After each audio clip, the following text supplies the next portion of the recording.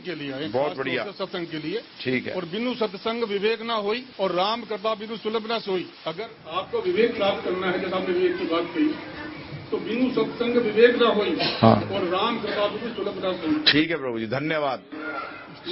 बिल्कुल क्लियर, सही है। आपने जो आपके विचार हैं आपने प्रकट किए हैं। देखिए ना, पता लग रहा है प्रभु जी किस किस के लिए। आपको भी नहीं सोचा होगा कि किस किस के लिए लोग आए होंगे यहाँ प्रभु जी। हैं प्रभु जी, जिन्होंने आयोजन किया है उनको ही नहीं मालूम होगा। मैं जहाँ बैठा हूँ मुझे भी नहीं मालूम है प्रभु जी। ज्ञान की प्राप्ति के लिए, वेरी गुड। दिव्य जीवन प्राप्त करने के लिए, बहुत बढ़िया। और कोई बोलना चाहता है? हाथ उठाइए प्रभु जी। आपके प्रवचन सुनने के लिए। बहुत बढ़िया, धन्यवाद। मेरा प्रवचन नहीं है, भगवान का प्रवचन है। मैं तो सिर्फ बोलूंगा, है ना जी। मैं तो माइक हूं, बोलने वाला कोई और है। आध्यात्मिक ज्ञान के लिए। आध्यात्मिक ज्ञान के लिए, ओके। उसका मतलब बाकी बोरियों में गेहूं सेम है ना प्रभु जी। तो बहुत बहुत धन्यवाद। आप सबने मुझे चेक करने दिया, आप में झांकने का मुझे अवसर प्रदान किया। तो अब इसी को लेकर आगे चलेंगे। आप लोगों ने एक्चुअली यहां क्यों आए हैं, हकीकत में सबने बताया, परंतु लक्ष्य क्या है वो किसी ने नहीं बताया। जितनी चर्चा हुई है अभी, उसमें सबने यही की बात रखी है ज्यादा सामने कि हम ज्ञान लेने आए हैं, है ना जी। हम क्या करने आए हैं? ज्ञान लेने आए हैं ना प्रभु जी। सबका सार निकाला जाए तो प्रसाद भी प्राप्त करने आए हैं। तो वो बोलो ज्ञान लेने नहीं आए, नहीं, उनको इतना ज्ञान तो है कि प्रसाद पाना चाहिए, है ना। परंतु क्यों, ज्ञान क्यों लेना चाहते हैं आप? अच्छा जी, प्रभु जी ने कहा ज्ञान इसलिए लेना चाहते हैं कि हम क्या प्राप्त करना चाहते हैं? आनंद प्राप्त करना चाहते हैं। इसमें इसके प्रति अगर कोई मतभेद है तो कृपा करके वो हाथ उठा दे कि प्रभु जी मैं आनंद प्राप्त करने नहीं आया, मैं तो सिर्फ ज्ञान लेने आया हूं। कोई ऐसा व्यक्ति है बैठा हुआ कि मैं सिर्फ ज्ञान लेने आया हूं, आनंद नहीं लेने आया मैं? आप लोग सब यहां इसीलिए आए हैं कि किसी तरीके से कैसे आनंद प्राप्त हो सके। गलत नहीं है, आप किसी तरीके से भी नाक को पकड़ो, सीधा पकड़ लो या उसको घुमा के पकड़ तो नाक के चक्कर में हो, उसका मतलब सब के सब यहां आए हैं। किससे मुक्ति चाहते हो? आनंद से कि दुख से? क्यों, मुक्ति के बाद क्या मिलता है? मुक्ति क्यों चाहते हो? हाँ, तो उससे क्या मिलेगा? किस चीज से मुक्ति? संसार से क्यों मुक्त होना चाहते हो? नहीं, क्यों मुक्त होना चाहते हो संसार से? नहीं, क्यों मुक्त क्यों होना चाहते हो संसार से? इसलिए कि भाई भगवान की भक्ति तो कर चुके, जितनी करनी थी। हाँ, तो मोक्ष की प्राप्ति चाहिए। क्यों?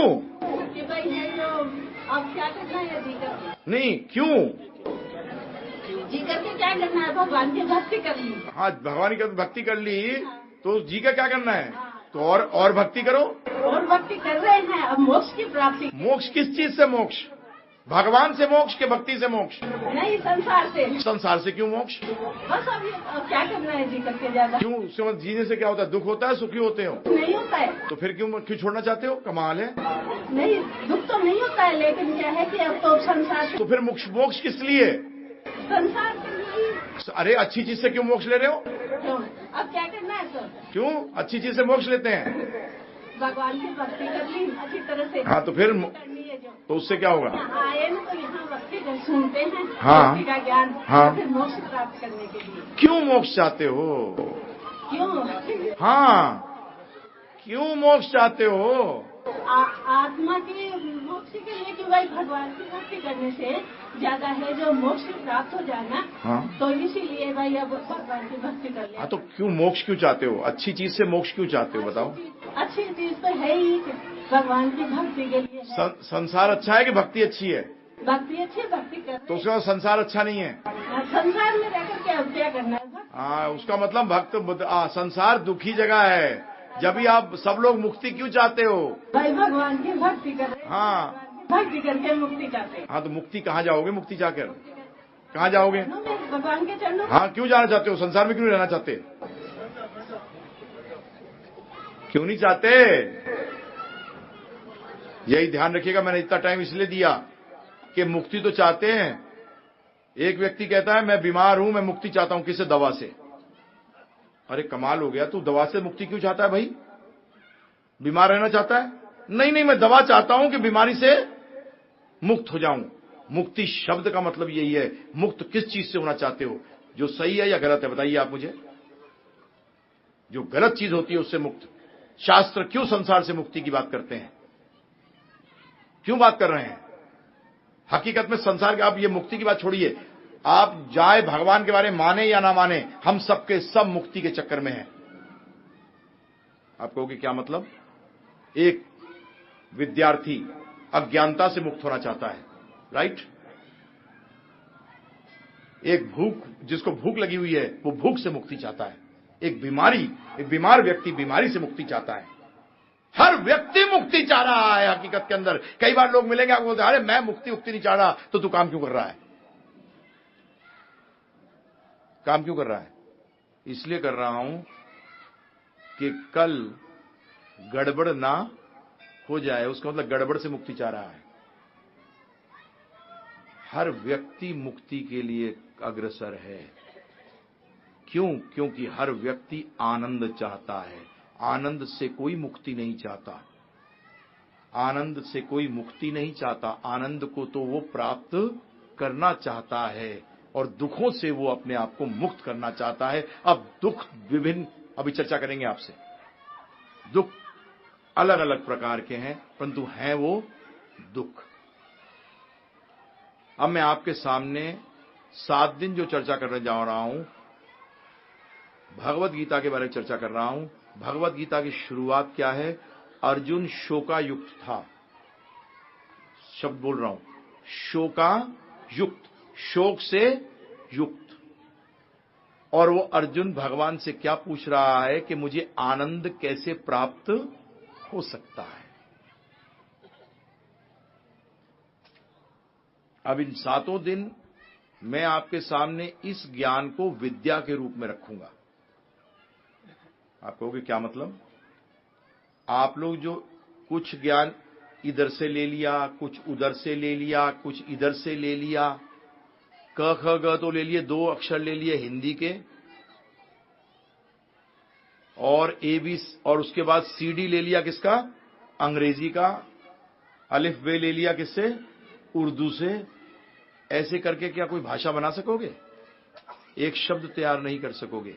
जीवन के अंदर जो ये प्रश्न उठ रहा है कि आध्यात्मिक जीवन को हम अपने जीवन में लगाएं कैसे, इसका कारण ही यही है कि आपने भौतिक ज्ञान को तो एक स्तर की तरह लिया है। पहली क्लास, दूसरी क्लास, तीसरी क्लास, चौथी क्लास, 10वीं, ग्रेजुएट, पोस्ट ग्रेजुएट, ऐसे लिया है। परंतु आध्यात्मिक ज्ञान कैसे लिया है प्रभु जी? या तो खुद पढ़कर तो आज तक कोई व्यक्ति पहली क्लास भी पास नहीं कर सकता। आज खुद पढ़कर तो कोई व्यक्ति पहली क्लास भी पास नहीं कर सकता।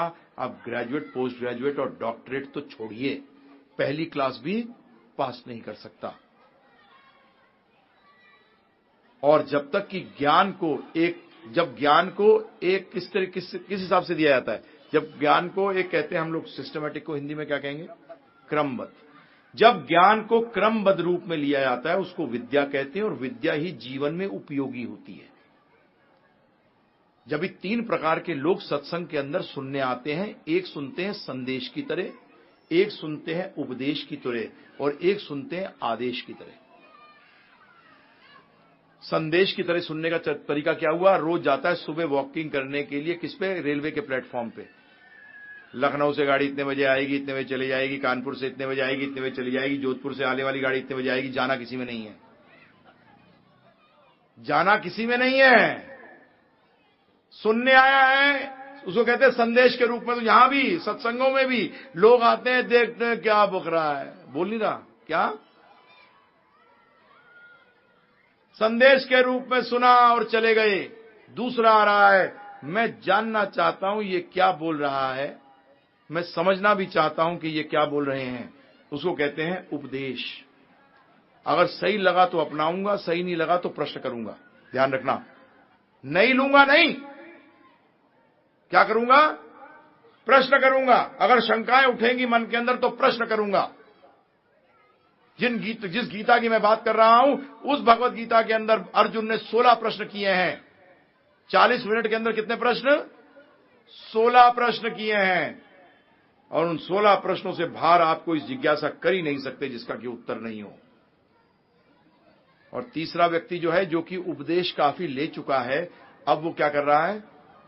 आदेश के रूप में ले रहा है। किसके रूप में प्रभु जी? आदेश के। वो बहुत कम होते हैं, कोई प्रॉब्लम नहीं, परंतु हमारे को पहुंचना कहां तक है? आदेश के लेवल तक, कि भगवान जो कहेंगे वो करूंगा।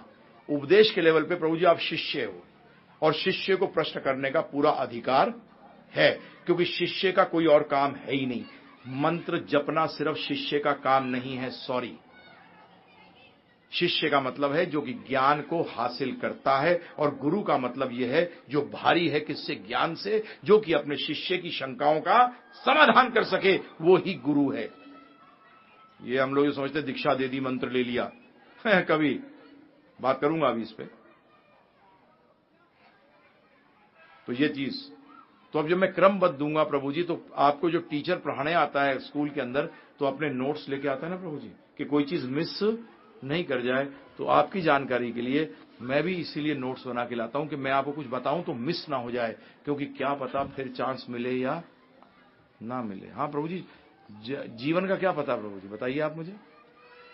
आज ही दिल्ली गया हुआ था, तो एक व्यक्ति मिला कि हमारे कोई जान पहचान के भक्त हैं। 29 साल का लड़का अपने बच्चे के साथ वृंदावन सब जगह घूम घूर के आया, घर के अंदर घुसा, और घर के अंदर घुसते ही मैसिव हार्ट अटैक, 1.5 मिनट के अंदर शरीर छोड़ दिया। कितने साल का बच्चा प्रभु जी? 29 साल का। तो फिर बाकी की तो बात क्या करो। तो इसीलिए, और मैं जब यहां बैठा हूं तो मेरा कर्तव्य क्या है प्रभु जी? कि मैं आपको सब कुछ दूं। मैं आपको क्या दूं?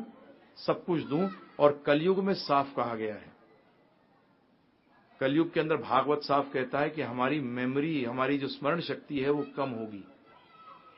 जब भी व्यास देव जी ने भी, वेद व्यास जी ने सारे वैदिक ज्ञान को क्या कर दिया? लिपिबद्ध। लिपिबद्ध क्यों किया प्रभु जी? पहले लिपिबद्ध नहीं था। पहले लोगों की स्मरण शक्ति इतनी थी कि एक बार सुन लिया कभी भूलते नहीं थे। हम 50 बार सुनकर भी उसको भूल जाते हैं, इसीलिए लिपिबद्ध किया था। तो मैं भी आपके समक्ष नोट्स बना के आया हूं, तो मैं आपसे भी अनुरोध करूंगा कि इसको ध्यानपूर्वक एक बार सुने। तो अब सुनने का मतलब, क्योंकि सत्संग की बात हुई है, तो मैं 2 चीजें पहले क्लियर करना चाहता हूं कि सत्संग का मतलब क्या है और सुनने का मतलब क्या है। परंतु सत्संग का अभी बात नहीं करूंगा, सुनने की बात करूंगा सिर्फ, कि सुनने का मतलब क्या है। आपको सुनने का मतलब सुनना नहीं, सुनने का मतलब, ध्यान रखिएगा, ध्यानपूर्वक सुनिएगा इसको।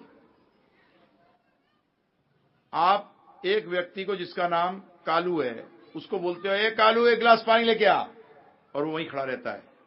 फिर आप दोबारा कहोगे, कालू पानी लेके आ, फिर नहीं हिलता। तीसरी बार क्या कहोगे?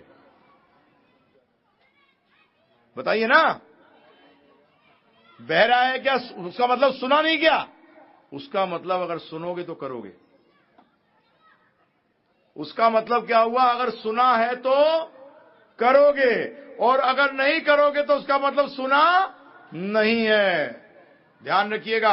अब व्यक्ति बोल सकता है मैंने सुना तो है, परंतु मेरे अंदर प्रश्न उठ रहे हैं। उसका मतलब करने के लिए ललायत हो, परंतु अभी श्रद्धा पूर्ण नहीं है, शंकाएं मन के अंदर है। तो शंकाओं का समाधान करना भी सुनने के बराबर माना गया है, क्योंकि आप करना चाहते हो। तो मैं आपसे अनुरोध कर रहा हूं कि जब आप सुनने आए हो तो इस उद्देश्य से सुनना कि मुझे पालन करना है। अगर नहीं है तो प्रभु जी फिर वो सुनना नहीं कहलाता। क्योंकि सत्संग में करने क्या आए हो, है ना प्रभु जी? क्योंकि भगवान के दर्शन तो हम मंदिर में भी कर सकते हैं। भगवान को तो इसलिए साथ करते हैं कि हम आपको सुना नहीं रहे। किनको सुना रहे हैं? भगवान को सुना रहे हैं। ध्यान रखना, मैं आपको खुश करने नहीं आया, क्योंकि आप खुश हो ही नहीं सकते। क्योंकि आपको तो खुश कौन कर सकता है? राधा गोविंद देव जी खुश कर सकते हैं, और कोई नहीं कर सकता प्रभु जी। मेरी औकात नहीं है कि मैं आपको खुश कर सकूं। आज गलती हम यही करते हैं कि हम एक दूसरे को खुश करने की सोचते हैं और भगवान को साइड में कर देते हैं। नहीं कर पाओगे, ये सिद्ध करूंगा मैं 7 दिन के अंदर आपको। और भगवान को मानना ये बच्चे का खेल है। अभी मनवा दूंगा आपको, चिंता ना करो आप। बच्चे का खेल है। भगवान को ना मानना बड़ा तिया पाचा करना पड़ता है प्रभु जी, परंतु भगवान को मानने के लिए यूं। और मैं आपकी जानकारी की बता दूं कि मैं ज्यादातर स्पेशलाइज युवा में करता हूं, और मैं आईआईटीज, मेडिकल कॉलेजेस में, इंजीनियरिंग कॉलेजेस के अंदर, एमबीए कॉलेजेस, आईआईएम्स के अंदर मैं लेक्चर दे चुका हूं। और जहां मेरे ख्याल से इंडिया का टॉप इंटेलिजेंस आईआईटी को माना जाता है, इंडिया में नहीं वर्ल्ड के अंदर टॉप माना जाता है। और भगवान की कृपा से मेरे ख्याल से 200-250 स्टूडेंट्स को तो भक्ति के मार्ग में लगा चुका हूं। डॉक्टर्स की संख्या ज्यादा है। ध्यान रखिएगा, भौतिक बुद्धि अगर सही इस्तेमाल ना हो तो बड़ी डेंजरस होती है प्रभु जी, ध्यान रखिएगा। अब एक चीज सिद्ध हो गई कि ज्ञान क्यों लेना चाह रहे थे सबके सब, ज्ञान के आनंद प्राप्त करना चाहते हैं, ठीक है जी, राइट। उसका मतलब क्लियर हो गया कि दुख का कारण अज्ञानता है, सिद्ध हो गया। अगर ज्ञान सुख का कारण है, आनंद का कारण है। अब सुख और आनंद को कई बार लोग कहेंगे सुख वो है जो शरीर का है और आनंद वो है जो आत्मा से मिलती है, ठीक है, चलो आनंद की बात करते हैं। हम लोग सब क्या चाहते हैं? आनंद चाहते हैं। आनंद को मैं इस रूप में लेके चल रहा हूं कि जो कि कभी खत्म ना हो। और सुख वो है जो कि आए और जाए, क्योंकि उसमें वो ख शब्द हो गया ना कॉमन। दुख और सुख में क्या शब्द कॉमन है? ख। आनंद में ख नहीं है तो वो ख रहित है। सुख में वो ख लगा रहेगा। प्रभु जी, आनंद उल्टा सीधा सब आनंद ही है, क्योंकि भगवान का मारना और बचाना भी क्या है? मोक्षदायी है प्रभु जी। तो आनंद कहां से मिलेगा? भगवान से। तो इसीलिए अब लेते हैं कि ज्ञान का 2 कार्य है। क्या कार्य है 2 काम? बताइए। पहला है कि जानना कि आनंद कैसे प्राप्त हो। परंतु इससे पहले ध्यान रखिएगा, ज्यादातर लोगों की गलती क्या होती है प्रभु जी? ज्यादातर क्या, 99.9%।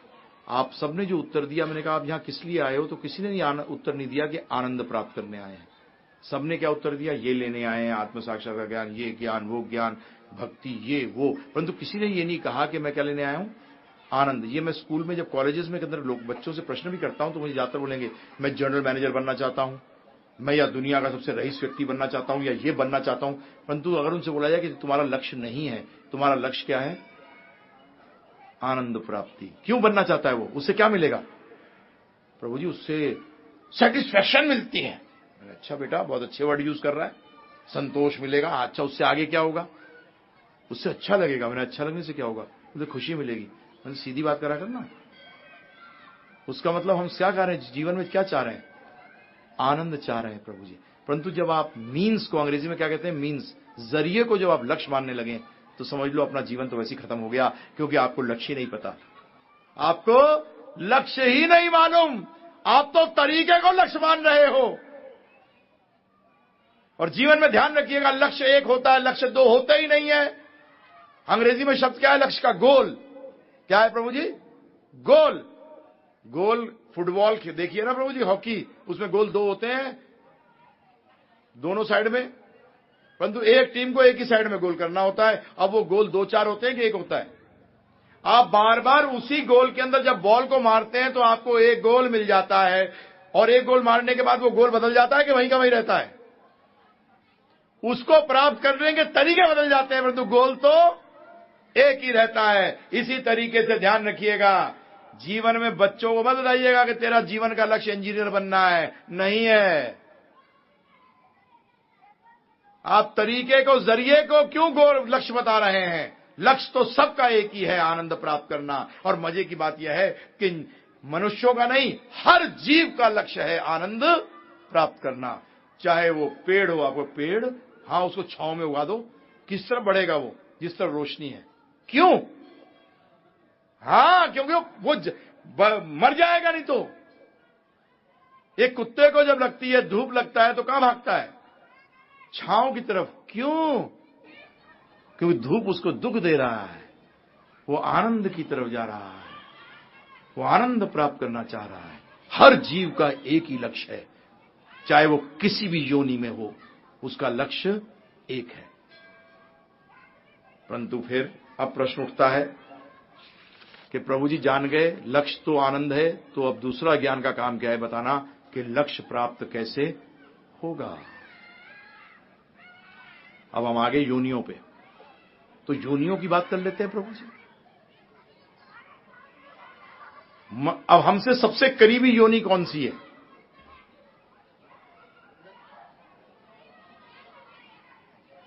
वो भूल जाओ, डार्विन की थ्योरी तो कब से फेल हो गई, वो बहुत पहले फेल हो गई, उसको तो रिजेक्ट कर चुके हैं। अब तो बहुत चीजें नई नई आ गई। हिंदुस्तान में वैसे भी हर चीज में 30-40 साल पीछे चलते हैं। जिसमें हम आगे चल सकते हैं उसमें पीछे हो गए। आध्यात्मिक ज्ञान में जिसमें हम आगे थे उसमें भी हम पीछे हो गए। चलिए प्रभु जी, करीबी क्या है? आपने बंदर कहा, बिल्कुल सही कहा, परंतु इसको योनि बता दिए, जानवर की योनि। क्या योनि? जानवर की योनि हमसे सबसे करीबी है।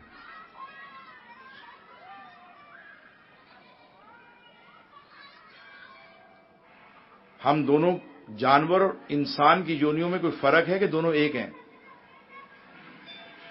जल्दी बोलिए। एक है कि फर्क है? एक है, दोनों में कोई फर्क नहीं है? फर्क है। जो फर्क नहीं मानते वो हाथ उठाएं। सब मानते हैं, बोलते डरते हैं अगर नहीं मानेंगे तो गड़बड़, हम ही जानवर कहलाएंगे।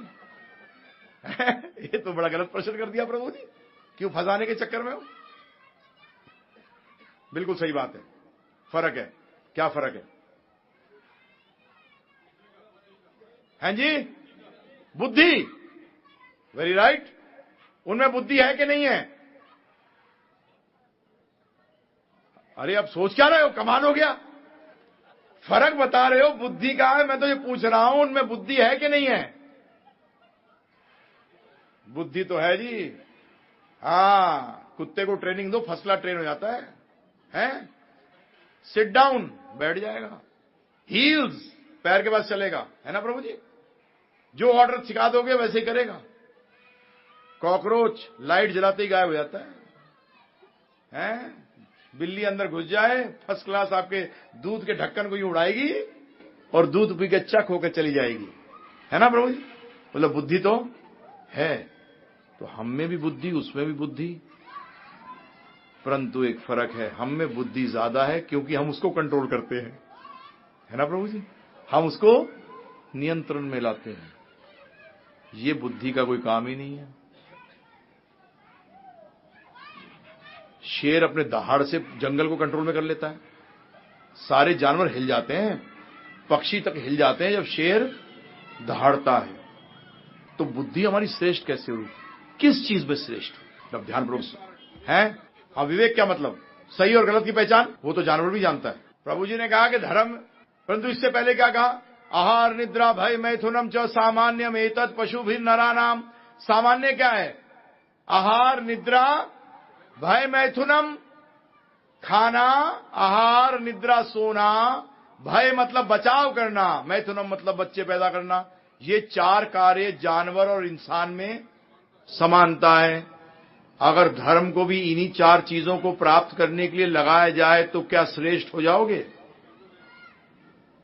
प्रश्न कर रहा हूं प्रभु जी आपसे, समझो समझो। क्योंकि अगर ये चारों चीजों को प्राप्त करने के लिए आप धर्म का इस्तेमाल करते हो तो प्रभु जी फिर तो क्या फर्क है? फिर तो इंटेलिजेंट जानवर हुआ। क्यों भाई, क्यों पढ़ रहे हो? अरे भाई, आहार निद्रा भय मैथुनम च, इसके लिए पढ़ रहा हूं, अच्छी शादी हो जाए, अच्छे पैसे कमा लूं, अच्छा घर हो जाए सोने के लिए, और पैसा बचा लूं, इंश्योरेंस, है ना प्रभु जी? अपना जीवन को इंश्योर कर लूं। ये चार कार्य अगर आप कहते हो पढ़ने के लिए, तो जानवर तो बगैर पढ़े प्राप्त कर रहा है। जैसे मैं ज्यादातर उदाहरण देता हूं प्रभु जी, क्या करूं, ये एक दो उदाहरण मुझे देने ही पड़ते हैं। दूसरा उदाहरण कोई जीवन में हुआ ही नहीं और इससे श्रेष्ठ है नहीं। हमारे जयपुर में ही हमारे एक रिश्तेदार, उनके पिताजी यहाँ के जज रह चुके हैं हाई कोर्ट के, और उनका एक लड़का आज से 15-20 साल पहले आईजी था पंजाब में, पता नहीं अब तो क्या पोजीशन पे होगा। वो प्रभु जी उनका जो भाई था एक अमेरिका रहा 25 साल, हिंदुस्तान में हमसे मिले जब, तो बात होने लगी, बोलने लगे अगर पुनर्जन्म है। मैंने कहा हाँ पुनर्जन्म तो है, तो मैं तो ये इच्छा करता हूं कि अमेरिका में, मैंने कहा हो सकता है अमेरिका में जन्म चाहता हूं। तो क्या कहता है बताएं आपको, अमेरिका में किसी मेम के यहां कुत्ते का जन्म हो जाए। अरे क्या खाते हैं, क्या रहते हैं, कभी जिंदगी के अंदर जमीन छूते नहीं है, हर टाइम गोद में रहते हैं और लिमोजीन में ट्रेवल करते हैं। और कईयों को तो हिंदुस्तान में लिमोजीन क्या होता है वो भी नहीं मालूम होगा। सही बता रहा हूं प्रभु जी। और वह कुत्ता, लिमोजीन वो गाड़ी है, ये सिंबल समझ लीजिए कि 6 दरवाजों वाली गाड़ी, बस मत समझ लेना।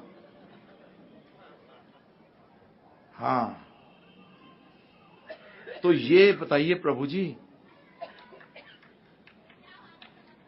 क्यों कहा उन्होंने ऐसा? उन्होंने कहा जिन चीजों के लिए मैं इतना खटक रहा हूं वो तो इस कुत्ते को मेम के यहां पैदा हो जाए तो बगैर इतना मेहनत करे, पढ़ना, बिजनेस करना, दुनिया भर के प्रपंच रचना, ये कुत्ता मस्त रहता है। मालिक कह रहा है अरे कुत्ते को अंदर कर लिया, रात को ना कहीं कोई मारवार ना दे।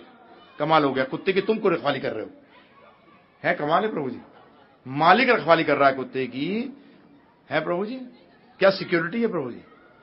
खाने के लिए दिन भर कौन खड़क रहा है? मालिक। और आराम से बैठ के खा कौन रहा है? कुत्ता। एयर कंडीशन में कौन घूम रहा है?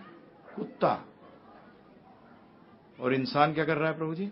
उसी का मालिक प्रभु जी, वो खटक रहा है। अगर कहीं बिल्डर हुआ तो कंस्ट्रक्शन साइट्स में घूम रहा है और कुत्ता आराम से घर में एयर कंडीशन में बैठा है। बताइए प्रभु जी। तो उन्होंने बात तो गलत नहीं कही। मैंने कहा वो तो बिल्कुल भागवत कहती है कि जो इन चक्रों में पड़ा है, जो मनुष्य दिखता तो है परंतु है द्विपद पशु, 2 पैरों का पशु, द्विपद पशु। धर्म की चर्चा करेंगे क्योंकि इसी श्लोक पे अगर आपने बात कर ली, धर्म को छोड़िए, पहले अपन आगे चलेंगे विवेक का मतलब क्या है, तो अपने आप धर्म पे आएंगे। हम लोग गड़बड़ क्या होते हैं, जंप कर जाते हैं। जब जंप कर जाते हैं तो हमारी नॉलेज जो है वो इनकम्प्लीट रह जाती है। विवेक से क्या जानना है कि ये दुख जो आते हैं बार बार, इनको मैं बार बार दूर करने की कोशिश करता हूं, परंतु कोई ऐसा तरीका नहीं है जिसको एक ही बार इसको साफ कर दूं। है प्रभु जी? क्या कोई ऐसा तरीका नहीं है? ये बार बार क्यों होते हैं? ये कारण क्या है? एक दुख को दूर नहीं करता, दूसरा पहली लाइन में खड़ा होता है। क्या कारण है? मनुष्य क्या कर सकता है? अब ध्यानपूर्वक सुनिए। विवेक किससे बढ़ता है? ज्ञान से। विवेक किससे बढ़ता है? ज्ञान से। जानवर बगैर ज्ञान लिए इन चारों चीजों में हमसे श्रेष्ठ है। जानवर इंसान से हर चीज में श्रेष्ठ है, सिर्फ एक चीज को छोड़कर, और वह है ज्ञान को अर्जित करना। अगर गली के कुत्तों को यह पता लग जाए कि अगर हम ट्रेनिंग हो जाए हमारी तो हमें सब लोग पाल रहेंगे, तो प्रभु जी सब ट्रेनर के पास पहुंच जाएंगे। क्योंकि हम पेडिग्री की कुत्ता क्यों लेते हैं? अरे ये तो बिल्कुल इसके पिता ये ऐसे थे, इसकी माता ऐसी थी। क्यों? क्योंकि उसको ट्रेनिंग करेंगे तो बिल्कुल ट्रेंड कुत्ता रहेगा। ये गली का कुत्ता तो ट्रेन होता नहीं है और वो ना तो कोशिश करता है प्रभु जी, ज्ञान हासिल करने की कोशिश नहीं करता। ध्यान रखिएगा, बड़ा अजीब है। हमसे जानवर हर चीज में श्रेष्ठ हैं। क्यों? आप जब किसी के साथ किसी चीज को कंपेयर करते हो, कंपेयर को हिंदी में कहते हैं तुलना। जब आप तुलना करते हो तो श्रेष्ठ से तुलना करी जाती है? गिद्ध जैसी नजरें, उसका मतलब नजरें में देखने में कौन श्रेष्ठ हो गया? गिद्ध। अरे क्या कुत्ते की तरह सूंघता है भाई, उसका मतलब किससे काफी तुलना हो रही है? कुत्ते से। कमाल है प्रभु जी। हाथी की तरह खाता है प्रभु जी। घोड़े की तरह भागता है, और लोमड़ी की तरह चालाक है। अरे लोमड़ी ने वहां भी हरा दिया प्रभु जी, लोमड़ी की तरह चालाक है। अब तो मारे गए हम तो प्रभु जी। हर जानवर हमसे हर इंद्रियों के अंदर श्रेष्ठ है। तो हमारी श्रेष्ठता कहां है? ज्ञान लेने में। परंतु अगर हमने ज्ञान लिया और इन्हीं 4 चीजों के लिया तो प्रभु जी सारा लिया लाया बराबर हो गया। अभी हमने बात करी थी कि ज्ञान से सुख प्राप्त होता है। अब मैं आपसे प्रश्न कर रहा हूं, पिछले 200 साल के अंदर ज्ञान बढ़ा है कि कम हुआ है? बताइए ना। हैं जी? बढ़ा है। पिछले 200 सालों के अंदर ज्ञान बढ़ा है। दुख बढ़ा है कि कम हुआ है? दुख नहीं समझोगे। रिक्शे वाले से पूछो जाके, दुखी है या नहीं? टेंशन में हूं। नया शब्द आ गया है। 4 साल के बच्चे से ही बात करोगे, बेटा क्या है? बड़ा डैडी बड़ी टेंशन में हूं। अबे तुझे क्या टेंशन हो रही है? कमाल हो गया। अब दुख का नया शब्द है, उसको कहते हैं टेंशन, है ना प्रभु जी? अब बताइए मुझे, पिछले 200 साल में ये बढ़ा है कि कम हुआ है? आप बोलो 200 साल छोड़ो, अभी जो आप बुजुर्ग लोग हैं ये 50-60 साल पीछे देख लो प्रभु जी, ये बढ़ा है कि कम हुआ है प्रभु जी? बढ़ा है। उसका मतलब ये तो बड़ा अजीब सिस्टम हो गया कि ज्ञान बढ़ा है और दुख भी बढ़ा है। ओहो, कभी विचार किया प्रभु जी? क्योंकि ज्ञान बढ़ने से तो सुख बढ़ना चाहिए, परंतु सुख तो नहीं बढ़ा। उसका मतलब ये तो ज्ञान नहीं है, क्योंकि अगर ज्ञान होता तो इसको सुख देना चाहिए था। इसे तो दुख दिया है और दुख तो अज्ञानता देती है। परंतु प्रभु जी कुछ प्रॉब्लम है, इसको ज्ञान नहीं कहते तो अच्छा नहीं लगता। सोना 24 कैरेट का नहीं है, 8 कैरेट का है, परंतु है तो इसको अब प्योर करना पड़ेगा। कहां तक लाना पड़ेगा? 24 कैरेट तक। तो ये ज्ञान तो है, परंतु इस ज्ञान में 2 ही चीज हो सकती है, या तो ये ज्ञान नहीं है या इसमें किसी ज्ञान की कमी है, जो इसमें से वो ज्ञान का जो रस है वो निकल गया है। रस का मतलब सुख देने का, उसमें जो क्षमता थी वो निकल गई। यही हो सकता है ना प्रभु जी? तो पहला हमने रिजेक्ट कर दिया, ज्ञान तो है, क्योंकि ये लाइट जल रही है, टेक्नोलॉजी तो है प्रभु जी, है ना? मैं माइक में बोल रहा हूं, आप सुन रहे हैं। ये तो पहले क्या होता था, पेड़ के चारों तरफ बैठना पड़ता था सबों को, क्योंकि कितनी दूर तक भेजोगे अपनी आवाज को, और यहां आप पीछे ही बैठे आराम से सुन सकते हैं। तो ज्ञान तो प्रभु जी अब प्रश्न उठता है, वो कौन सा ज्ञान है जो कि गायब हो गया है, जिसके कारण कि लोग दुखी हैं? ये कौन जानने की कोशिश कर सकता है प्रभु जी? इंसान। आप समझते हैं इस ज्ञान को? आप उत्तर देना फटाफट। जीवित शरीर और मृत शरीर में कौन सा ज्यादा महत्वपूर्ण है? हाँ प्रभु जी, कैसा प्रश्न कर रहे हो? इतना मूर्ख तो नहीं है। सही है, जीवित शरीर। इस प्रश्न के बाद अब मैं आपके पास सामने एक स्टेटमेंट पूछ रहा हूं, फिर क्वेश्चन। जो व्यक्ति अपना ज्यादा समय, ध्यानपूर्वक सुनिएगा, जो व्यक्ति अपना ज्यादा समय या सारा समय उन वस्तुओं के लिए देता है जो कि कम महत्वपूर्ण है या महत्वपूर्ण नहीं है, ऐसा व्यक्ति ज्ञानी कहलाएगा या अज्ञानी? अज्ञानी। अज्ञानी व्यक्ति सुखी होगा कि दुखी? क्लियर? जीवित शरीर और मृत शरीर में ज्यादा महत्वपूर्ण जीवित शरीर। जीवित शरीर और मृत शरीर के अंदर दोनों में क्या चीज है जो कि दोनों में है? क्या है? शरीर है। जीवित शरीर में भी शरीर है और मृत शरीर में भी शरीर है। तो फिर जीवित शरीर मृत शरीर से ज्यादा महत्वपूर्ण क्यों है? मुझे सिंपल आंसर चाहिए, बताइए सिंपल आंसर क्या है इसका? है? मैं आत्मा फात्मा मुनि नहीं मालूम। जीवन, अरे जीव भी नहीं जानता मैं।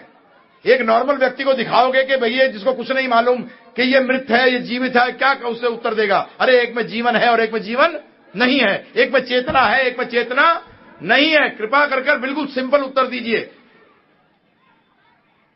उसका मतलब शरीर को महत्वता किसने दी?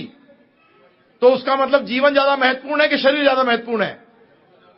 और आप अपना जीवन, सारा जीवन किस में लगाते हैं? जीवन को समझने के लिए कि शरीर को समझने के लिए? बोलिए, झांकिए अपने गिरेबान के अंदर। आप अपना पूरा जीवन इस शरीर के लिए दे देते हैं जो कि जीवन से समझने से कम महत्वपूर्ण है, तो उसका मतलब आप सुखी होगे कि दुखी? बताइए। तो फिर कमाल है।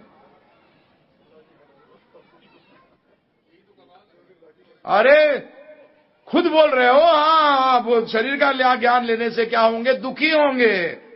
देखिए क्या बेशरम है हम तो ठहरे इतने बेशरम कि शर्म हमसे शर्म आती है। वो हिसाब है प्रभु जी हमारा तो, कि क्या कर रहे हैं। जीवन को समझने के लिए हमारे पास समय नहीं है। आप सत्संग के लिए बुलाने जाइए किसी को, अरे प्रभु जी समय नहीं है। मूर्खों के महाराजा हैं ये लोग, मूर्खों के महाराजा। मैं सिद्ध करूंगा 7 दिन के अंदर, जो मैं स्टेटमेंट बोल रहा हूं इसको सिद्ध करूंगा। समझ जाओ, नहीं समझ सको तो भगवान बचाए। जीवन समझने के लिए आपके पास समय नहीं है प्रभु जी, ध्यान रखिएगा।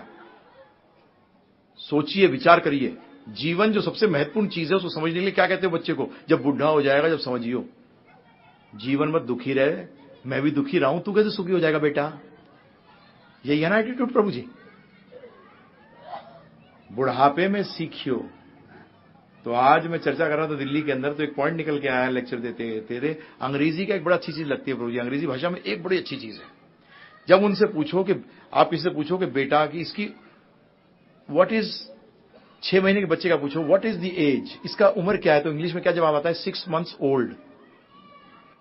कितना, क्या प्रभु जी, 6 महीने का बुढ़ा। और बिल्कुल सही, क्योंकि 6 महीने उसका जीवन कम हो गया है, वो 6 महीने जीवन के करीब आ गया है। एक अस्पताल में अगर कोई व्यक्ति पड़ा हो और उसको बोले कि यार तो 6 महीने का मेहमान है, उसको लोग देखने आना भी बंद कर देते हैं। बोले मरना तो है इसको यार, क्या बार बार टाइम खराब करेंगे। तो मैं भी लोगों के बारे में सोचता हूं, मरना वाला तो है, क्या टाइम खराब करूं। गलत है सही है बताइए, क्या दिमाग है हम लोगों का प्रभु जी। जीवन को समझने के लिए समय नहीं, आनंद लेने के लिए समय नहीं, दुखों का भंडार क्रिएट करने के लिए हमारे पास समय है। जब बात करो तो बोलेंगे कि प्रभु जी अरे मैं तो आपकी प्रैक्टिकल बात कर रहा हूं। और इस जीवन के ज्ञान को आध्यात्मिक ज्ञान कहते हैं। इस जीवन के ज्ञान को आध्यात्मिक ज्ञान कहते हैं। ये मनुष्य ले सकते हैं, जानवर नहीं ले सकते। इसीलिए बताया गया विद्या 2 प्रकार की है, विद्या अमृतस्य च अविद्या मृतस्य च। बड़े सरल संस्कृत। विद्या वो जो अमृत दे दे और अविद्या वो जो मृत्यु दे दे। आप जो भौतिक ज्ञान इतना हासिल कर रहे हैं, जो शरीर का ज्ञान है इसको भौतिक ज्ञान कहते हैं, और जो जीवन का ज्ञान है उसको आध्यात्मिक ज्ञान कहते हैं। सिंपल। अब मजे की बात ये देखिए, हमारे ईशोपनिषद के अंदर साफ लिखा है कि जब बच्चा होता है तब उसको दोनों ज्ञान देने चाहिए। कौन से? आध्यात्मिक भी और भौतिक भी। भगवत गीता में देखिए, आपको पता लग जाएगा सही क्या है और गलत क्या है। तो ध्यान सुनिए। जब अर्जुन ने कहा भगवान मैं बहुत दुखी हूं, तो क्या कहा भगवान ने? 11 नारियल लेके आ, ये 4 व्रत कर लियो। कहा प्रभु जी। पहला ज्ञान क्या दिया कि तू शरीर नहीं आत्मा है। उसका मतलब पहला ज्ञान उन्हें आध्यात्मिक ज्ञान दिया कि अर्जुन तू अपना आध्यात्मिक ज्ञान भूल गया है, इसीलिए तू अपनी पहचान भूल गया है, इसलिए तू हकीकत के अंदर सब कुछ भूल गया। हम अपने आप को समझते हैं क्योंकि मैं रोज मंदिर जाता हूं जी, मैं सारे व्रत करता हूं, इसलिए मैं क्या हो गया? भक्त हो गया। सॉरी, हिरण्याकश्यपु ने क्या तपस्या की है? ब्रह्मा जी की। रावण ने क्या शिव जी की तपस्या करी है? क्या हम करेंगे? परंतु हिरण्याकश्यपु भी क्या कहलाया? राक्षस कहलाया, असुर कहलाया, असुर। और रावण भी क्या कहलाया? असुर कहलाया। आप कहोगे बाप रे ये क्या बोल रहे हैं ये? हां जी, क्योंकि आपकी और रावण की इच्छाएं एक ही हैं। मंदिर जाते क्यों हैं? भोगने की वस्तुएं चाहिए। और रावण को क्या चाहिए था शिव जी से? हैं? भोगने की वस्तु चाहिए। प्रभु जी अगर इतने लोग मंदिर जाते हैं तो हिंदुस्तान का तो बेड़ा पार हो गया होना था। आज हिंदुस्तान का बेड़ा गर्क क्यों हो गया है? क्योंकि आध्यात्मिक ज्ञान, हमारी जो शक्ति थी वो तो हमसे ले ली गई। एक कुत्ते से उसके सूंघने की शक्ति अगर ले ली जाए तो कुत्ता बेकार है। पुलिस के अंदर कुत्तों का बड़ा ध्यान रखता है, परंतु जो बुढ़ा हो जाता है उसको सूंघने की शक्ति चली जाती है तो उसको फिर इंजेक्शन लगा देते हैं, चल मर जा। तो पहली बात तो मनुष्य शरीर के अंदर आध्यात्मिक ज्ञान ले सकते हैं, और दूसरी भारतवर्ष में जन्म लेके नहीं लिया तो मतलब बेटा बिल्कुल ही बेड़ा गर्क हो गया। भारत भूमि ले होइले जन्मजात, जन्म सार्थक कर परिपरोपकार। चैतन्य महाप्रभु चैतन्य शिक्षामृत के अंदर चैतन्य महाप्रभु को पता नहीं आप लोग जानते हैं कि नहीं जानते, राधा गोविंद देव जी मंदिर तो जाते हैं परंतु जानते नहीं राधा गोविंद देव जी प्रकट किसके लिए हुए थे। राधा गोविंद देव जी रूप गोस्वामी जी के लिए प्रकट हुए थे और रूप गोस्वामी जी हैं चैतन्य महाप्रभु के शिष्य हैं। चैतन्य महाप्रभु को शास्त्रों में बताया है कि कलयुग के अंदर भगवान कृष्ण स्वयं अवतार लेके आएंगे, स्वयं आएंगे, अवतार भी नहीं, स्वयं आएंगे भक्त के रूप में दिखाने के लिए कि भक्ति कैसे करी जाती है। क्योंकि भगवान से अच्छा कोई बता ही नहीं सकता कि भक्ति कैसे, भगवान से अच्छा कोई और चीज बता ही नहीं सकता। तो भगवान अपने आप टीचर बन के आते हैं, क्या बन के? भक्त बन के आते हैं कि भक्ति कैसे करी जाती है। राधा गोविंद देव जी, राधा मदन मोहन, राधा गोपीनाथ, राधा विनोदी लाल, राधा दामोदर, ये सबके सब किनके अर्च विग्रह हैं? चैतन्य महाप्रभु के शिष्यों के अर्च विग्रह हैं, सारे के सारे गौड़े वैष्णव विग्रह हैं। ये पता ही नहीं है, जानने की कोशिश भी नहीं करते। तो इसलिए ये भगवत गीता जानना बहुत ही अनिवार्य हो गया। क्यों? क्योंकि भगवान ने जब अर्जुन ने अपने आप बताया कि मैं दुखी हूं, तो भगवान ने क्या किया प्रभु जी? उसको पूरा भगवत गीता का ज्ञान दिया। और अंत में क्या हुआ? क्या कहा अर्जुन ने? मेरे को मोह नष्टो स्मृतिर्लब्धे, मुझे स्मृति, मेरी वापस स्मृति आ गई है, मेरा मोह, जो मेरा भ्रम था वो खत्म हो गया है। उससे क्या हुआ? करिष्ये वचनम तवा, अब जो आज्ञा आप दोगे वही मैं करूंगा। अब आपको कहा जाएगा भगवान की आज्ञा का पालन करो, आप बोले कि आज्ञा है क्या? लोग शिव जी का अपने को भक्त कहते हैं, दुर्गा जी का भक्त कहते हैं। मैं तो एक प्रश्न करता हूं, उनकी आज्ञा पालन करते हो कि चमचे हो कि भक्त हो? ये तो बता दो। चमचा कौन होता है प्रभु जी? जो रोज हाथ पैर दबाता है, आरती उतारता है, और जब उसे कुछ कहने को कहते हो तो क्या कहता है? कन्नी काट जाता है। और भक्त कौन होता है? जो कि हर टाइम जानना चाहता है कि आपकी आज्ञा क्या है, आपकी आज्ञा क्या है। भक्त होता है प्रेममयी सेवा करने वाला, और सेवा का मतलब है कि मालिक की आज्ञा पालन करने वाले को सेवक कहा जाता है। मालिक की आज्ञा पालन करने वाले को सेवक कहा जाता है। इसीलिए ये ज्ञान जानना अति आवश्यक है, क्योंकि इसी ज्ञान को जानकर आप जान सकते हो कि भगवान आपसे क्या चाहते हैं।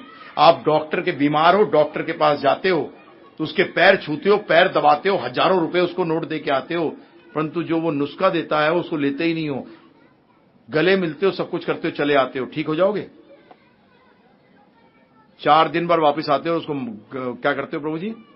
गालियां देते हो। मैंने देखा है प्रभु जी, मैं इतनी पूजा करता था भगवान का, और मैंने उनको कहा कि ये मत होने देना, मेरे कोई बीमार है वो मरे नहीं, मर गया, मैंने तो भगवान को निकाल के बाहर फेंक दिया, डॉक्टर को निकाल के जीवन से बाहर फेंक दिया, क्योंकि इतने पैसे दे दिए उसका अभिषेक करता था मैं रोज जाकर, परंतु उसकी आज्ञा का तो पालन करता ही नहीं।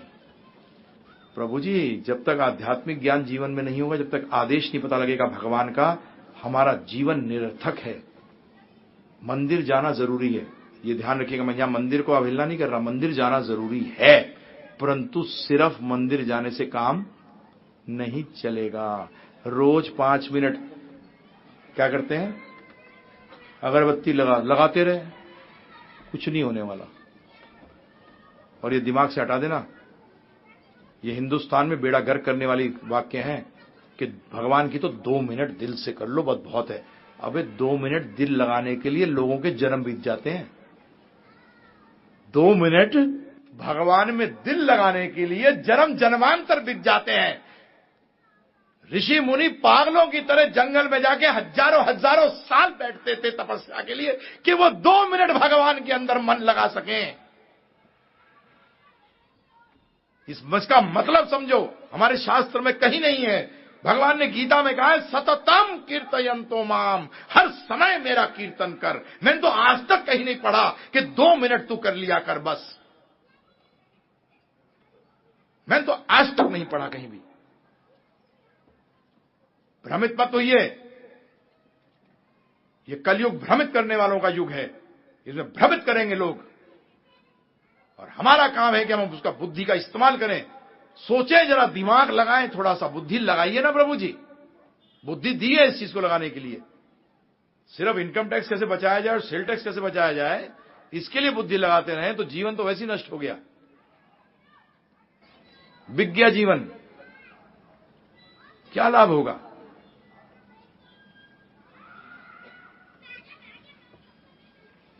तो मंदिर आना आवश्यक, परंतु ज्ञान लेना अति आवश्यक। मैं 27 साल से प्रचार कर रहा हूं, तो मंदिरों में रहा तो कई बार लोग पूछते थे हमें क्या करना चाहिए मंदिर में आके। मैंने कहा जो लड़के नजर आ रहे हैं ना, ये सब गेरुआ पहन के जो नजर आ रहे हैं, सफेद पहनकर जो आपको लग रहे हैं, ये इनसे आते ही प्रश्न करा करो, तुम्हें 99% भागते हुए नजर आ जाएंगे।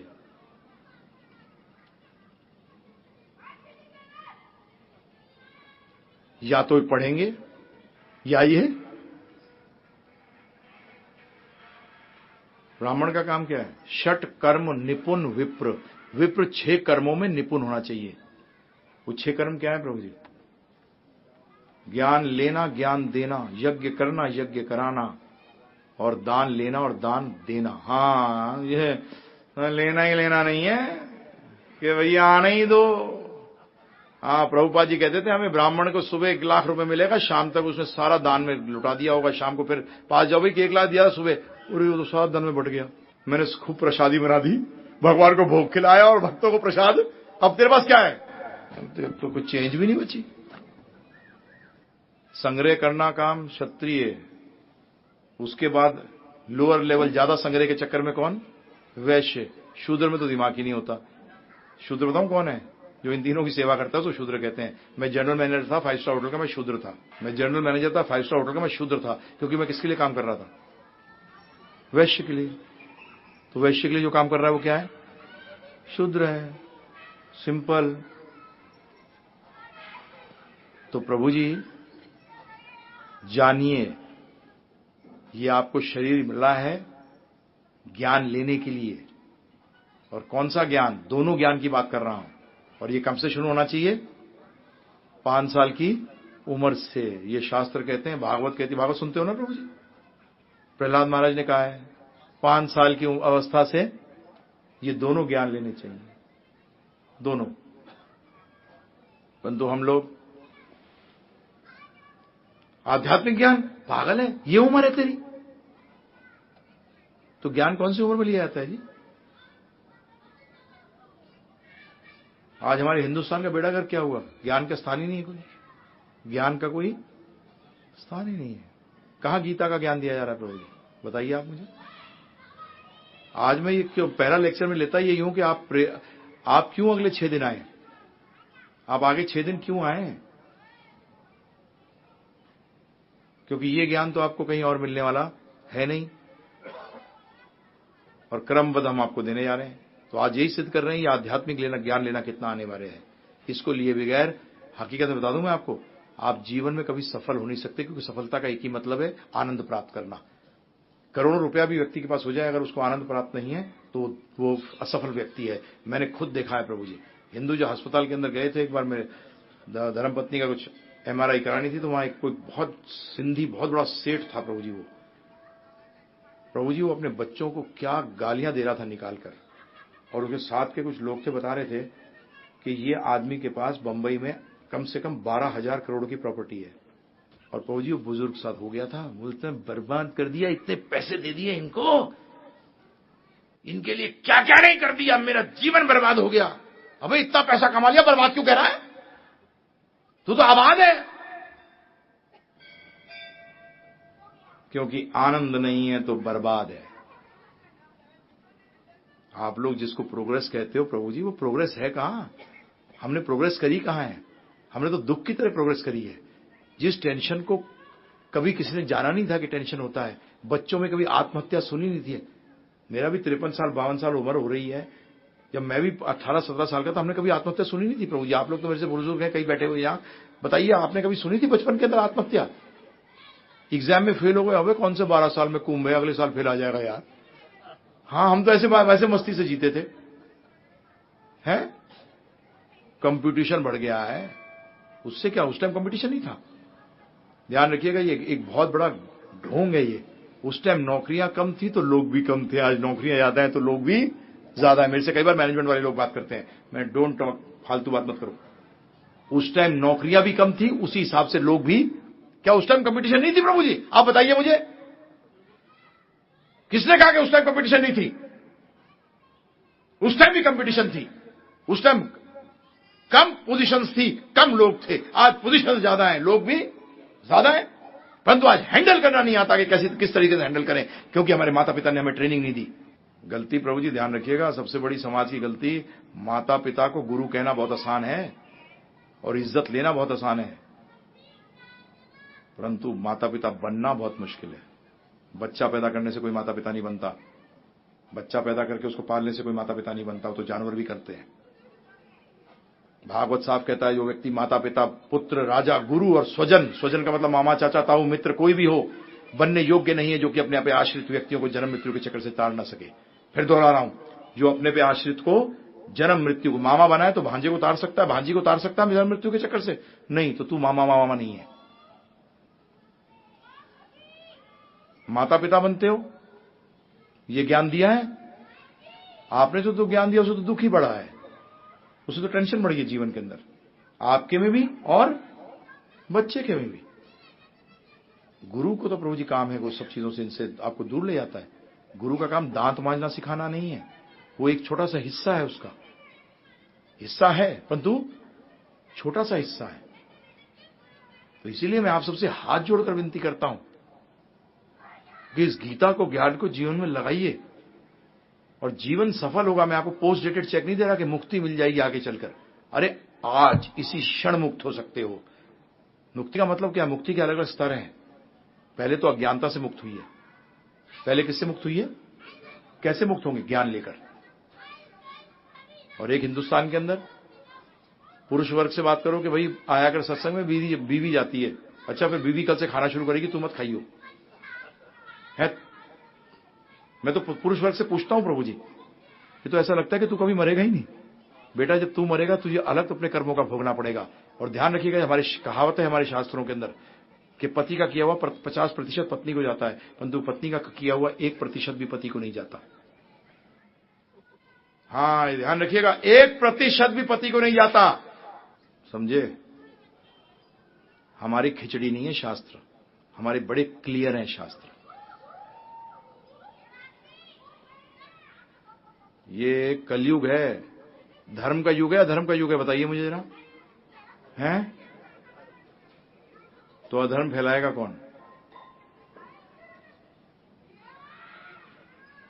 रावण का हरण किसने किया था? रावण ने, कि रावण साधु बन के हरण किया था? तो धर्म का हरण कौन कर सकता है?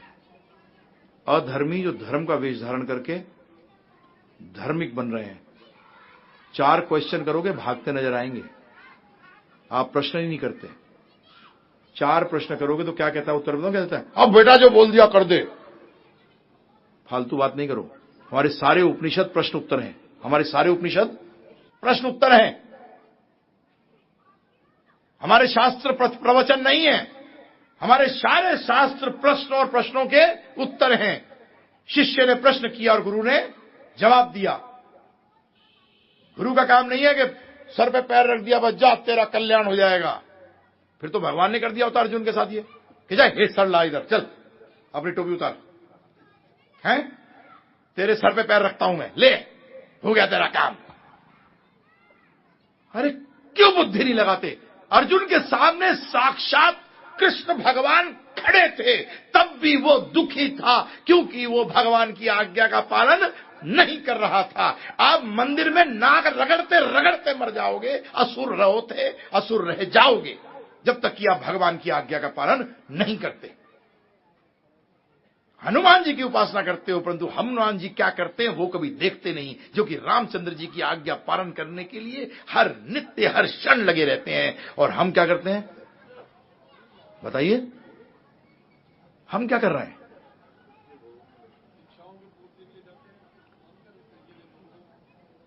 बिजनेस है।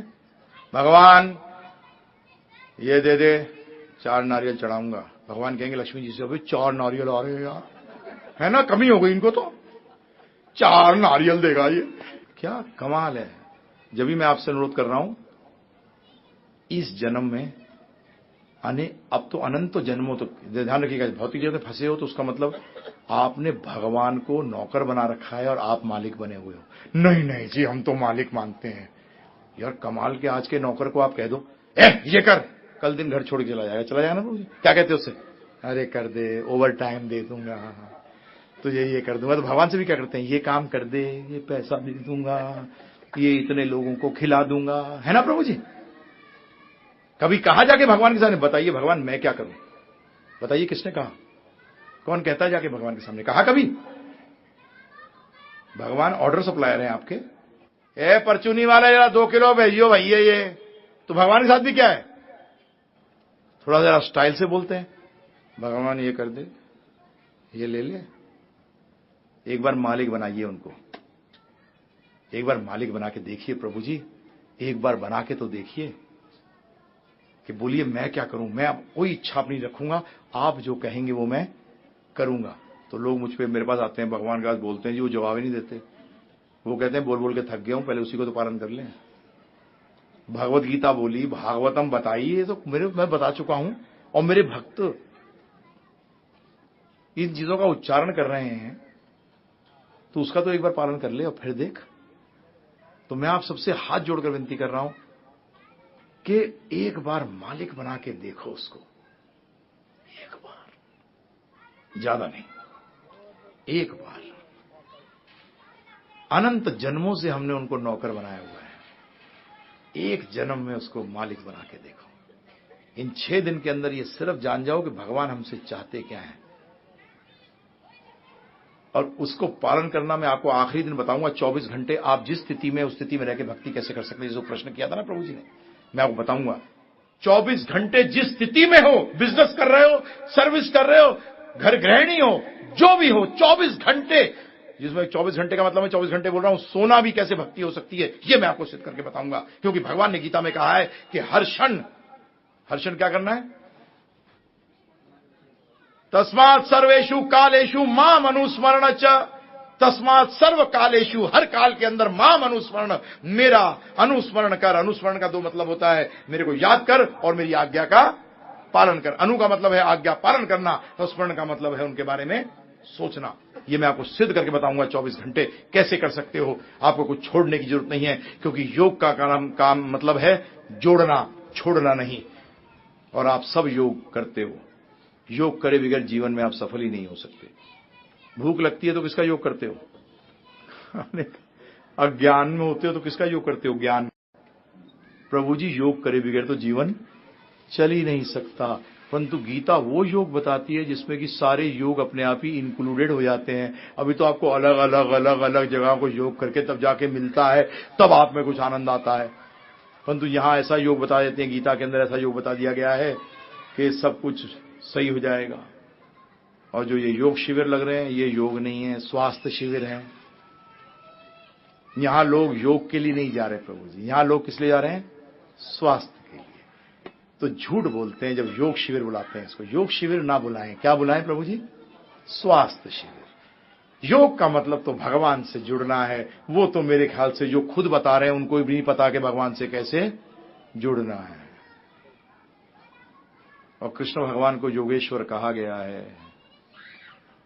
तो उसका मतलब उन्हीं से सीखे तो उससे और कोई बात बढ़िया। पतंजलि को भी योगेश्वर नहीं कहा गया। योगेश्वर किसको कहा गया? कृष्ण भगवान को। एक्चुअली असली योग सूत्र 100-150 साल पहले भगवद गीता को माना जाता था। ये तो फालतू के लोगों ने धंधा शुरू कर दिया। योग का एक ही मतलब है, भगवान से जुड़ना। क्यों? क्योंकि भगवान से जुड़ने से बाकी सारी प्रॉब्लम हल हो जाती है। ये कैसे होती है यही बताऊंगा मैं आपको, यही बताऊंगा। ध्यान रखिए, गीता के अंदर आपके साथ मैं प्रैक्टिकल एप्लीकेबल बातें कर रहा हूं, आज भी कर रहा हूं। मंदिर जाने से क्या लाभ, कैसे लाभ निकालना। आप लोगों को ये भी नहीं मालूम कि मंदिर जाके लाभ कैसे निकालना। एक्चुअली आपको तो ये भी नहीं मालूम कि भगवान से मांगना क्या है। आज प्रॉब्लम तो ये आ गई कि आपको ये भी नहीं मालूम कि भगवान से मांगना क्या है। और अगर मालूम भी पड़ गया क्या मांगना है तो एप्लीकेशन करना नहीं आता। राशन कार्ड चाहिए, पासपोर्ट ऑफिस जाके एप्लीकेशन लगा रहे हो, क्या होगा? है प्रभु जी, मिलेगा? भगा दिए जाओगे। और हमने ज्ञान की बात करी तो हमारे शास्त्र बताते हैं कि जो संस्कृत के अंदर ज्ञान को कहा जाता है प्रमा। क्या कहता है? प्रमा। और उस प्रमा को प्राप्त करने के तरीके बोलते हैं प्रमाण। जो प्रमा को प्राप्त करने का तरीका है उसको क्या बोलते हैं? प्रमाण। समझ गए? सरल। संस्कृत में ज्ञान को क्या बोलते हैं? प्रमा। और उसको प्राप्त करने के तरीके को क्या बोलते हैं? प्रमाण। तो अब ध्यानपूर्वक सुनिए, प्रमाण वो है जिससे कि सत्य को जाना जाता है। अब एक चीज समझ लीजिएगा, सत्य कभी कड़वा नहीं होता। आप कहोगे हमने तो ये सुना है कि सत्य कड़वा होता है। नहीं, सत्य कभी कड़वा नहीं होता, क्योंकि सत्य दूसरा नाम है कृष्ण, और कृष्ण कभी कड़वे नहीं है, क्योंकि वेदांत सूत्र कहती है आनंदमयो अभ्यासात, कि भगवान तो आनंद के पुंज हैं, तो कड़वे हो कैसे सकते हैं। आप कहोगे फिर प्रभु जी सत्य कड़वा क्यों लगता है? सिंपल उदाहरण समझिए, व्यक्ति बहुत बीमार है प्रभु जी, बुखार से पीड़ित है, 10-12 दिन हो चुके हैं बुखार चढ़ते लगातार लगा हुआ है, उसके सामने आप 56 किस्म के बहुत बड़े व्यंजन देते हो लाके, वो खाएगा, उसको अच्छा लगेगा खराब लगेगा? व्यंजन खराब है कि उसमें गड़बड़ है? और वो क्या कहता है? खाना बेकार है। आप समझ जाते हो खाना बेकार नहीं, ये बेकार है। इसी तरीके से हम अभी बीमार हैं, इसलिए हमें सत्य जो है क्या लगता है? कड़वा लगता है, जबकि सत्य कड़वा नहीं है। क्लियर हो गया? जब व्यक्ति को पीलिया होता है, जब उसको मिश्री खिलाई जाए, गन्ने का रस खिलाई जाए, तो उसको वो कड़वा लगता है, परंतु डॉक्टर कहता है इसको यही खिलाए जाओ, यही खिलाए जाओ, क्योंकि इससे क्या होगा, एक दिन इसको इसी से सुधरेगा, और यही चीज इसको मीठी लगने लगेगी। जिस दिन समझ लो उस दिन बीमारी जो है वो कम होने लगी। इसी तरीके से ये ज्ञान है, इसी तरीके से भगवान का नाम है। शुरू में बड़ी मुश्किल होती है प्रभु जी, क्योंकि हम इतने ज्यादा पीड़ित हैं इस रोग से, भव रोग से इतने पीड़ित हैं कि हमें नहीं। और अब मैं बोलूंगा कई चीजें, ध्यान रखिएगा। हमारे गुरु महाराज श्रील प्रभुपाद जी ने हमें आज्ञा दी थी कि सत्य बोलना, सिर्फ लोगों को अच्छा लगे या बुरा, क्योंकि डॉक्टर नहीं देखता कि व्यक्ति को चीरा लगाने से अच्छा लग रहा है या बुरा। जब चीरा लगाना है तो चीरा मतलब समझ गए, काटना। अगर पेशेंट के लिए अच्छा है तो वो ये नहीं देखता कि पेशेंट उसको गाली दे रहा है या क्या दे रहा है, वो तो काट लगाता है। तो प्रभुपाद ने कहा साधु का दूसरा नाम है डॉक्टर। साधु का दूसरा नाम क्या है? डॉक्टर। और डॉक्टर का काम जहां जरूरत पड़े वहां चीरा लगाओ। तो आपको कई जगह लगेगा चीरा लगा रहा हूं, एक्चुअली वो चीरा है नहीं, परंतु आपके वो दुखती रब को दबा दिया। तो प्रभु जी क्या करूं, उधर पस ज्यादा भरी हुई थी तो दबा के निकालनी पड़ेगी, तो दर्द तो होगा। तो इसलिए सत्य कभी कड़वा नहीं होता, ये दिमाग से हटा दीजिएगा। अब आते हैं हम प्रमाण पे। तो प्रमाण वो है जिससे कि सत्य जाना जाए, क्योंकि झूठ के चक्कर में तो हम कोई भी नहीं है। हम लोग सब सत्य ही ढूंढ रहे हैं प्रभु जी। रिश्ते में सच्चाई ढूंढ रहे हैं, हर वस्तु में सच्चाई ढूंढ रहे हैं, सत्य ढूंढ रहे हैं। क्यों? क्योंकि अगर सत्य मिल जाएगा तो वो रिश्ता कभी खत्म नहीं होगा, और झूठे रिश्तों का कोई पैर है ही नहीं। तो हम लोग सब सत्य ढूंढ रहे हैं। तो उस सत्य को, अब सत्य को 3 प्रमाण तो 10 किस्म के बताए गए हैं शास्त्रों में, परंतु 3 मुख्य हैं, बाकी 7 इसमें मिल जाते हैं। उसमें समय हम बर्बाद नहीं करेंगे। हम 3 जो मुख्य प्रमाण हैं उनको लेते हैं। पहला प्रमाण जिसको कि आप मुख्य मानते हो उसको कहते हैं प्रत्यक्ष। क्या कहते हैं प्रभु जी? प्रत्यक्ष प्रमाण। परंतु इसमें तो गड़बड़ है। प्रत्यक्ष प्रमाण कई बार सही बैठता है और कई बार गलत बैठता है। उसका कारण, क्योंकि इस प्रत्यक्ष प्रमाण में 4 कमियां हैं। तो पहली कमी क्या है? हमारी इंद्रियां अपूर्ण है। तो जो प्रत्यक्ष प्रमाण आप ले रहे हो वो किससे ले रहे हो? इंद्रियों से ले रहे हो, और ये इंद्रियां क्या है? अपूर्ण है। मेरी आंख खराब है, आप मेरी ऐनक उतार दो तो प्रभु जी मेरा प्रत्यक्ष प्रमाण जो देखने वाला है वो तो सारा गड़बड़ हो गया प्रभु जी। अगर बिजली चली जाए तो फिर गड़बड़ हो गया, उसका मतलब ये इंद्रियां क्या है? अपूर्ण है। दूसरा गड़बड़ क्या है प्रभु जी? हम भ्रमित हैं, सोचते कुछ है और होता कुछ है। घर में जाइए, गिलास लीजिए, पानी में आधा भरिए, उसके अंदर पेंसिल डाल दीजिए, क्या लगेगी? टूटी हुई कि सीधी? टूटी हुई। पेंसिल टूटी हुई है क्या? नहीं, सीधी हो गई। भ्रमित है हम, सोचते कुछ है और होता कुछ है। सबसे बड़ा भ्रम क्या है? हम ये शरीर नहीं है, हम क्या है? आत्मा है। और हम लोग क्या लेके चल रहे हैं अपने आप को? शरीर। सबसे बड़ा भ्रम। तीसरा, धोखा देना और धोखा खाने की आदत। कोई व्यक्ति ये क्लेम नहीं कर सकता कि मैं धोखा नहीं दे रहा। हम सबसे बड़ा धोखा तो अपने आप को देते हैं कि नहीं, इस भौतिक चीज से हमें सुख मिल जाएगा, और जीवन भर हम ट्राई करते रहे, आज तक मिला नहीं। मेरे पिताजी ने मुझसे कहा था कि बेटा मैं सर्विस में हूं इसलिए इच्छाएं पूरी नहीं कर सकता, तू बिजनेसमैन बन जाएगा तो अच्छा रहेगा। तो मुझे क्या बोला? बिजनेस के लिए प्रेरित कर दिया। और बिजनेसमैन अपने बच्चे को क्या बनाना चाहता है? यार सर्विस कर लेगा तो अच्छी नौकरी मिल जाए, इससे बढ़िया कोई चीज नहीं है। धोखा दे रहे और धोखा खा रहे हैं। चौथा, अंग्रेजी में कहावत है टू आर इज ह्यूमन, गलतियां करना तो मनुष्य का स्वभाव है। अब ये 4 कमियां जब हमें हैं तो प्रत्यक्ष तो प्रभु जी गड़बड़ होगा नहीं होगा बताइए? क्योंकि इंद्रियां, अपूर्ण गलती करने की आदत, धोखा देना और धोखे खाने की प्रवृत्ति और भ्रमित होना, क्या सही है और सही क्या गलत है जानना नहीं जानना, ये 4 चीजें। अब दूसरा प्रमाण बताया गया अनुमान। अनुमान कैसे लगाते हो? प्रत्यक्ष से। अनुमान भी कैसे लगाते हो? जब प्रत्यक्ष से प्रमाण प्राप्त करते हो कुछ, तब अनुमान लगाते हो, तो अनुमान भी गड़बड़ हो गया। बोलो प्रभु जी तो आपने सब गड़बड़ कर दिया। तीसरा बताया गया शब्द प्रमाण। क्या बताया गया? शब्द प्रमाण। शब्द 2 प्रकार के, एक मनुष्य के द्वारा जिसको कहते हैं पौरुष्य, और दूसरा कहते हैं अपौरुष्य। अपौरुष्य कौन है? भगवान। जो भगवान के मुख से आते हैं उनमें ये कोई कमी नहीं है। भगवान पूर्ण है, इसलिए उनके शब्द भी पूर्ण है, इसलिए उनके शब्द अगर मानेंगे तो जीवन भी सही हो जाएगा, क्योंकि सही ज्ञान प्राप्त होगा। अभी आप जितनी भौतिक ज्ञान लेते हैं, प्रभु जी साइंस के अगर कोई विज्ञान का पढ़ा, जो अभी पढ़ता भी हो, अभी भी पढ़ता हो, तो जानता है हर चौथे दिन विज्ञान जो कहती है उसको हर चौथे दिन रिजेक्ट कर देती है। हर चौथे दिन अगर किसी को इंटरेस्ट हो विज्ञान के अंदर, तो वो जानता है इस बात को कि जो आज एक्सेप्ट किया उसको चौथे दिन। मैं उदाहरण खुद का देता हूं प्रभु जी। मेरे पहले पेट में दर्द होता था, बच्चा था बचपन में, तो मुझे बरालगन बताई गई लेने के लिए, बरालगन लिया करो। और आज 10 साल पहले क्या बोल दिया प्रभु जी? बरालगन तो जहर है। मर गया मैं तो। डॉक्टर ने पता नहीं कितनी खिला दी मुझे, और आज बोल रहे हैं वो जहर है। हमारी कितनी दवाइयों के साथ ऐसा होता है प्रभु जी? होता ही नहीं होता? बताइए कितनी दवाइयों के साथ ऐसा होता है। इसी तरीके से विज्ञान की थ्योरियां हैं, थोड़ा सा दिमाग लगाइएगा। थ्योरी का मतलब होता है जो अभी सिद्ध नहीं हुई, ध्यान रखिएगा। थ्योरी का मतलब है अभी सिद्ध नहीं हुई, और विज्ञान 98% थ्योरी है। जो नियम है ना, लॉ जिसको कहते हैं, वो तो भौतिक है सिर्फ। गुरुत्वाकर्षण की शक्ति, ये किसके द्वारा है? भगवान के द्वारा। बाकी तो हम लोग क्या कर रहे हैं? हो सकता है ये, हो सकता है वो। तो इसलिए शब्द प्रमाण, अपौरुष्य, तो ये ध्यान रखिएगा। अपौरुष्य, तो हम जो बात करने जा रहे हैं गीता के ऊपर, वो किसके द्वारा बोली गई है? भगवान श्री कृष्ण। जब ये हर जगह जब कृष्ण भगवान बोले हैं तो क्या बोला गया? भगवान उवाच। कौन बोल रहे हैं? भगवान बोल रहे हैं। तो ये क्लियर हो गया प्रभु जी।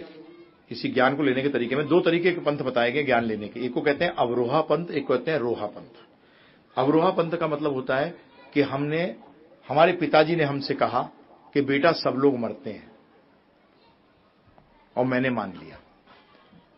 ये तो हो गया अवरोहा पंथ। और रोहा पंथ क्या है? मेरे पिताजी ने कहा कि सब लोग मरते हैं, बोलते हैं मैं नहीं मानता, मैं तो सबको मरते हुए पहले देखूंगा तभी मानूंगा। पॉसिबल है? नहीं है। मैं सबों को मरता हुआ कभी देख ही नहीं सकता। उसका मतलब मैंने जीवन अंत हो गया, परंतु मैंने नहीं माना कि लोग सब मरते हैं। तो जब ही कहा गया है कि बेटर क्या है? अथॉरिटी, मतलब अधिकारी से ज्ञान ले लो, टेंशन खत्म। और भगवान से बड़ा कोई अधिकारी तो है ही नहीं। तो हम क्या करने की कोशिश कर रहे हैं? अब ये ज्ञान को कैसे लेंगे हम? अपने द्वारा। अब अंत करते हुए शास्त्र बताते हुए कि शास्त्र, आध्यात्मिक ज्ञान की पुस्तकों को क्या कहते हैं? शास्त्र। शास्त्र आया है संस्कृत के एक शब्द से, जिसका कहते हैं बीज शब्द, जिसको संस्कृत में कहा जाता है धातु शब्द, वो है शस। शस का मतलब शासन करना। क्या करना? शासन करना। इसी शस शब्द से आया क्षत्रिय, वो शासन करता है। शस्त्र शासन करने में सहायक है, और शास्त्र जो जीवन को शासन करने में सहायक है, उसको क्या कहते हैं? शास्त्र। समझ गए? शास्त्र का मतलब उसमें नियम है, क्या सही है और क्या गलत है। जहां नियम बोलूंगा कई लोग हिलने लग जाते हैं, और ज्यादातर युवा वर्ग तो बहुत ज्यादा हिलता है, बोलता है यार नियम की बात करने लगे। ध्यान रखिएगा, नियम बांधता नहीं है, नियम स्वतंत्र करता है। अगर मुझे यहां से बड़ी चौपड़ जाना हो और ट्रैफिक के नियम नहीं हो तो क्या होगा प्रभु जी? पहुंच जाऊंगा? नहीं पहुंचूंगा। उसका मतलब नियम होने से मैं स्वतंत्र हो गया अपने लक्ष्य को प्राप्त करने के लिए, और अगर आप नियम पालन नहीं करोगे तो आप क्या हुए, बंध गए। इसलिए नियम बांधते नहीं, नियम स्वतंत्र करते हैं। और शास्त्र हमें नियम बताते हैं जिससे कि हम आनंद प्राप्त करने के लिए स्वतंत्र हो सकें। इसलिए हमें शास्त्रों को समझना पड़ेगा। भगवान ने जो भी चीज समझाई है उसके बाद में उसके कुछ विश्लेषण भी किया है। ऐसा नहीं कर दिया ये कर दे, नहीं, उन्होंने उसका विश्लेषण भी किया है, क्यों करे ऐसा ये बताया है। तो इसी के साथ आज का ये सत्र हम समाप्त करते हैं। तो मैं ज्यादातर अपना अंत करते हुए यही कहता हूं कि हकीकत में मैं आपका सेवक हूं, क्योंकि काम तो मैं कर रहा हूं, सुन तो आप रहे हो ना आराम से बैठकर। तो इसलिए सेवक कौन हुआ, मैं क्या आप, मैं हुआ। तो बहुत बहुत धन्यवाद, आपने आए। और मैं आपसे अनुरोध करूंगा कि आइए, कल से ये इतना कंप्लीट हो गया है, कल से हम शुरू करेंगे कि भगवत गीता के बारे में, भगवत गीता में क्या कुछ है, कैसे समझाया गया है, वो फिर बाकी 6 दिन चलेगा। छठे दिन हम आपको बताएंगे कि भगवत गीता को जीवन में 100% कैसे लगाया जा सकता है। बहुत बहुत धन्यवाद।